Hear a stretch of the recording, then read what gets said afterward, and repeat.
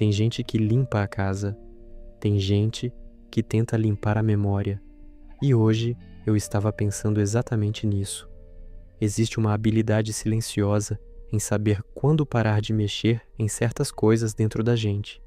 Uma habilidade que ninguém te ensina na escola, que ninguém explica quando você é criança, que você só descobre depois de anos tentando organizar o que não se organiza. Porque nem toda lembrança foi feita para ser apagada com pano úmido e detergente. Algumas foram feitas para serem carregadas com cuidado, como quem carrega uma xícara de chá quente, sabendo que queima se apertar demais, mas também aquece se segurar direito. Outras foram feitas para serem entendidas, desmontadas peça por peça, até você ver que não era tão monstruosa quanto parecia no escuro. E algumas, simplesmente para deixarem de mandar na sua vida, para pararem de aparecer na primeira esquina emocional que você dobra. Tem gente que vive como se a mente fosse um cômodo bagunçado que precisa de faxina geral, um lugar onde as coisas se acumulam sem você perceber, onde você abre uma gaveta esperando encontrar só meias e descobre ali um sentimento inteiro que você tinha guardado com pressa, embrulhado em jornal velho para não olhar direto, onde tem conversas que nunca terminaram de verdade, promessas que ficaram pela metade como copos pela casa, versões suas que você enterrou com cerimônia, mas que nunca morreram de verdade. Elas só mudaram de forma, ficaram mais quietas, mais insistentes, mais difíceis de identificar. E essa pessoa tenta organizar lembrança por lembrança, como quem organiza uma estante depois do temporal. Reencontrar sentido onde só sobrou silêncio e algumas peças que não encaixam mais. Apagar rastros que voltaram mais fortes do que antes, como se a borracha pudesse apagar não só a escrita, mas também o que ela significou. Reposicionar o que doeu como se fosse possível tirar a dor da equação e deixar só a lição matemática. Guardar o que foi bom em caixas mais altas, onde não machuca tanto olhar de relance. Trancar o que ainda machuca em lugares que você jura nunca mais abrir, mas que a primeira música errada na playlist destranque em 2 acordes. Você já fez isso? Já passou uma noite inteira reorganizando mentalmente uma situação que já acabou há anos, há décadas às vezes? Já pegou um detalhe qualquer, uma música que tocava no carro, um cheiro de perfume no corredor do supermercado, uma frase que alguém disse sem saber o que significava para você, e deixou aquilo abrir uma porta inteira que você tinha trancado com tanto cuidado, com tanta chave, com tanto cadeado. Já se pegou explicando para si mesmo, pela milésima vez, por que as coisas saíram daquele jeito, por que você fez aquela escolha, por que não viu o que agora parece óbvio em retrospectiva?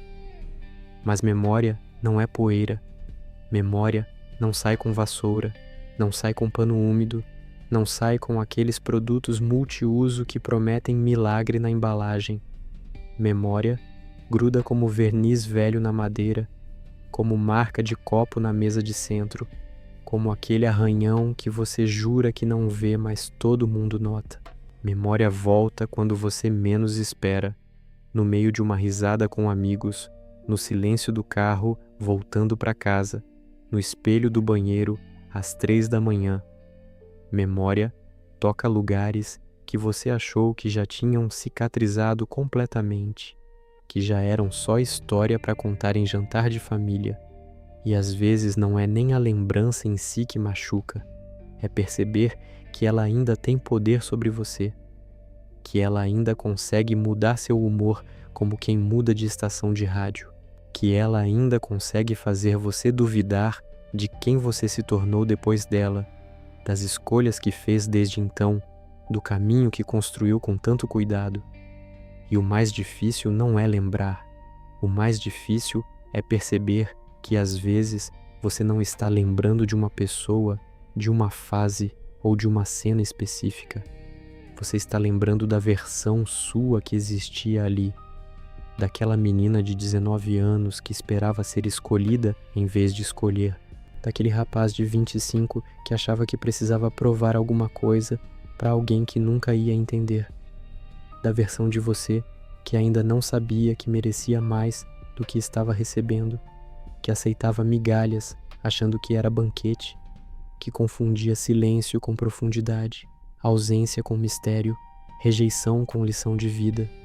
E é por isso que dói tanto, porque você não está só olhando para o passado, está encontrando ali uma versão sua que ainda precisa de colo, de explicação, de permissão para ter feito diferente, porque não é só o que aconteceu naquela tarde de quinta-feira chuvosa, é quem você era quando aconteceu, é o que você engoliu para continuar andando com postura digna pela rua, é o que você fingiu entender para não desmoronar na frente de todo mundo que contava com sua força. É o que você chamou de superação nas redes sociais, mas que no fundo ainda estava vivo, intacto, respirando quietinho dentro de você, esperando o momento em que você finalmente olharia para ele sem desviar o olhar, sem mudar de assunto mentalmente, sem correr para a próxima distração, esperando que você dissesse: "Eu vejo você, eu entendo por que você fez assim, e agora posso te deixar ir." Tem gente que não quer esquecer o passado, não quer apagar as fotos, não quer deletar as mensagens, não quer queimar as cartas. Quer, na verdade, parar de sentir o peso dele no peito toda vez que dobra uma esquina da memória. Quer ouvir o nome de alguém sem sentir o corpo mudar de temperatura, sem o estômago dar aquele frio conhecido, sem as mãos ficarem mais frias que o normal. Quer pensar numa fase da vida sem ser automaticamente puxado de volta para dentro dela, como quem é sugado por um buraco negro emocional. Quer abrir uma lembrança como quem abre uma página de livro antigo, com curiosidade, com distância, com a certeza de que pode fechar quando quiser, não como quem volta para morar na história, para dormir na mesma cama, para comer a mesma comida que não fazia bem.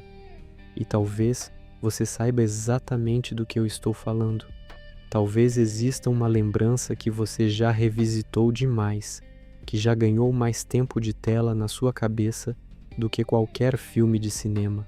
Um erro que você já explicou para si mesmo 100 vezes, 200 vezes, mas que ainda aparece na primeira oportunidade, pedindo uma versão mais convincente da história.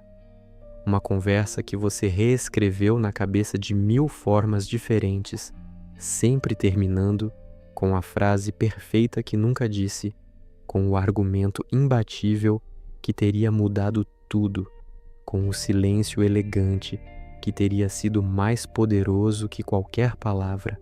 Uma pessoa que já saiu da sua vida há anos, há uma década às vezes, mas ainda mora em algum lugar do seu pensamento diário, como hóspede que nunca mais sai, que ocupa o sofá sem pagar aluguel.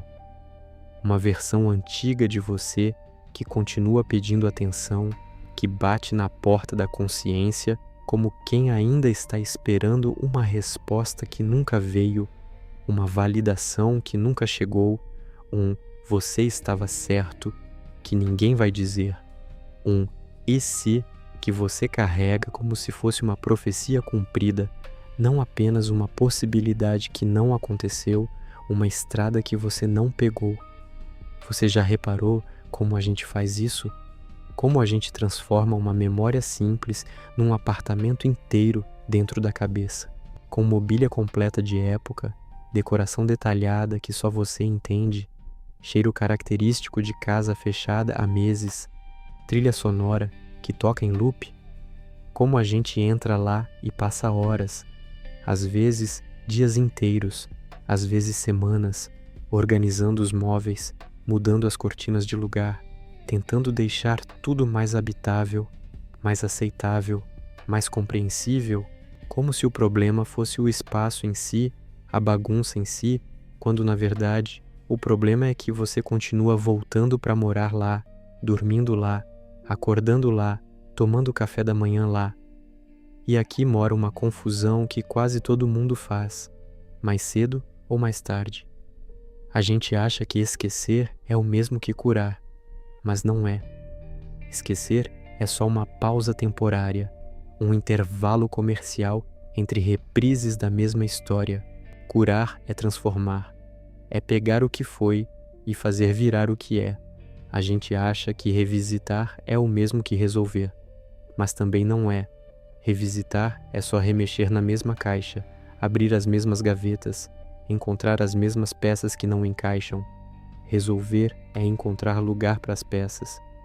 Ou aceitar que algumas nunca vão ter onde ficar e tudo bem.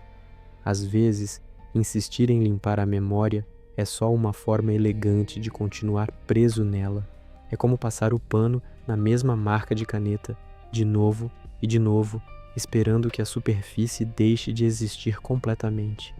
É como reorganizar o mesmo armário pela 10ª, 20ª vez, convencendo a si mesmo que, dessa vez, vai dar certo. Dessa vez, eu encontro ordem. É como tentar apagar um desenho da parede de mãos nuas, sabendo no fundo que ele só sai com um removedor específico, mas continuando mesmo assim, porque parar parece derrota. Só que ela continua lá. Não porque você é fraco, de alguma forma misteriosa. Não porque você não superou de verdade. Não porque você ainda não está pronto para a próxima etapa da vida. Mas porque algumas coisas não somem com esforço físico ou força de vontade bruta. Somem com entendimento, com aceitação, com um tipo diferente de olhar. Isso tem muito a ver com uma verdade antiga que o estoicismo conhecia bem, que atravessou 2000 anos e continua fazendo sentido. Você não controla o que já aconteceu naquela tarde específica. Não controla o que foi dito naquela discussão que terminou sem acordo. Não controla o que foi perdido naquela escolha que você faria diferente hoje com as informações que tem agora. Não controla o que outra pessoa escolheu fazer com a história de vocês, se vai voltar com explicações, com arrependimentos sinceros ou com silêncio eterno que fala mais que palavras. O que depende de você é o que você faz com a lembrança agora, hoje, neste exato momento. E isso muda tudo de uma forma que você só entende vivendo. Porque existe diferença entre carregar memória com dignidade e morar dentro dela como único endereço. Existe diferença entre lembrar com clareza o que foi e reviver com ferida aberta o que não volta mais. Existe diferença entre honrar o que aconteceu como professor difícil e permitir que aquilo continue decidindo quem você é hoje, amanhã, na próxima década. Marco Aurélio escreveria, em outras palavras mais diretas, que a mente precisa aprender a não ser arrastada por tudo o que aparece nela, como onda arrasta barco frágil, que ela precisa ser como porto seguro, recebe as ondas, as tempestades, os destroços, mas não se deixa levar para alto mar sem rumo. Epicteto lembraria com a clareza de quem nasceu sem quase nada que o acontecimento não é o domínio final da sua vida. O domínio final é sempre a sua resposta. Sempre foi, sempre vai ser. E Sêneca diria com aquela honestidade brutal que nada é tão exaustivo quanto uma alma que não consegue sair da própria repetição, que vive voltando para os mesmos 3 cômodos mentais, o que foi feito e não dá para desfazer, o que não foi dito e agora nunca vai ser, o que poderia ter sido e só existe na imaginação. E talvez seja exatamente isso que explica seu cansaço. Talvez o cansaço que você sente não venha só do que viveu lá atrás. Talvez venha do esforço diário de tentar apagar o que já ficou escrito na pedra da sua história. Talvez venha de insistir em reescrever o que só precisava ser integrado como cicatriz, não como ferida fresca.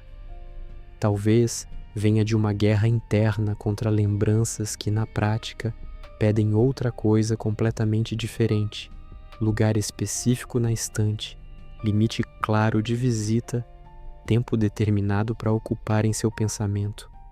Porque a memória não precisa ser destruída como quem queima álbum de fotos.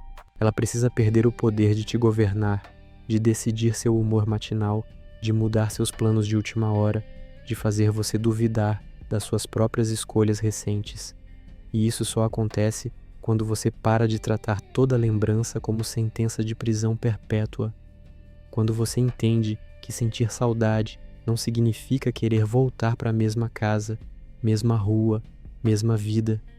Que sentir culpa não significa estar condenado a repetir os mesmos erros para sempre. Que sentir dor não significa que você ainda pertence àquela história como personagem principal que não sai de cena. Tem coisa que ficou na memória, mas já não manda mais no seu dia. Tem coisa que marcou como ferro quente na pele, mas já não define quem você é hoje. Tem coisa que doeu como ninguém explica, mas já não precisa ser a porta pela qual você entra em si mesmo toda vez que precisa sentir algo verdadeiro, algo profundo, algo real. Soltar a memória não é apagar o passado como quem apaga histórico de mensagens. É parar de abrir ferida para conferir se ainda existe dor, como quem cutuca machucado para ver se já passou. É aceitar que algumas cenas não vão mudar, não importa quantas vezes você reescreva o roteiro na cabeça. É aceitar que algumas respostas nunca vão vir, não importa quanto tempo passe ou quantas noites você passe em claro esperando. É aceitar que algumas pessoas não vão voltar com a explicação que você esperava, ou com qualquer explicação que feche a história do jeito que você imaginou, e que, mesmo assim, a sua vida continua sendo sua para viver, para construir, para errar de novo de formas completamente novas. Talvez o primeiro passo não seja esquecer como quem deleta arquivo. Talvez seja parar de brigar com o que você lembra, parar de discutir com fantasmas que não respondem mais. Deixar a lembrança existir sem transformar ela em casa permanente, com aluguel em dia. Deixar a imagem passar pela sua frente, sem correr atrás dela, como se fosse um ladrão fugindo com algo seu.